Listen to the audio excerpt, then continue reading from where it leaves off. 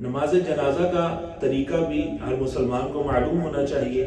तो 4 तकबीर नमाज जनाजा, फ़र्ज़ किफ़ाया, सना अल्लाह तबारक व तआला के लिए, दुरूद शरीफ वास्ते नबी करीम सल्लल्लाहु अलैहि वसल्लम के लिए, दुआ वास्ते इस हाजिर मैयत के, जो सामने मैयत मौजूद होती है, मुँह तरफ किबला शरीफ, पीछे से इमाम के अल्लाहु अकबर कहते हुए हाथ कानों की लौ तक उठाएं और उसके बाद फिर हाथ बांध लें। पहली तकबीर के बाद सना पढ़ी जाएगी और नमाज जनाजा की सना में 1-2 कलमे ज़्यादा हैं, वो याद कर लेने चाहिए मुसलमान को। उसके बाद फिर दूसरी तकबीर पर बगैर हाथ उठाए दरूद पाक पढ़ा जाएगा। तकबीर कह ली जाएगी, उसके बाद दरूद पाक पढ़ा जाएगा। फिर तीसरी तकबीर बगैर हाथ उठाए कही जाएगी, उसके बाद दुआए मगफिरत पढ़ी जाएगी।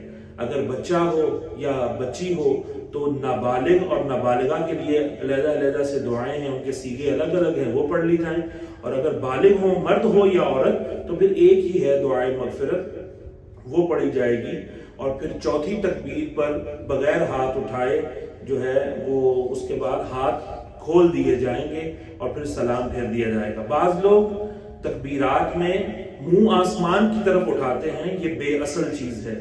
और एक और बेअसल काम ये है कि लोग जब दाएं तरफ सलाम फेरते हैं तो दायां हाथ खोलते हैं, फिर बाएं तरफ सलाम फेरते हुए बायां हाथ खोलते हैं। ये भी एक नई चीज है जिसका शरीयत से कोई ताल्लुक नहीं। जिस तकबीर के बाद कुछ पढ़ना होता है उसमें हाथ बांधे रखे जाते हैं, और चौथी तकबीर के बाद चूंकि पढ़ना कुछ नहीं होता तो दोनों हाथ पहले ही खोल दिए जाते हैं।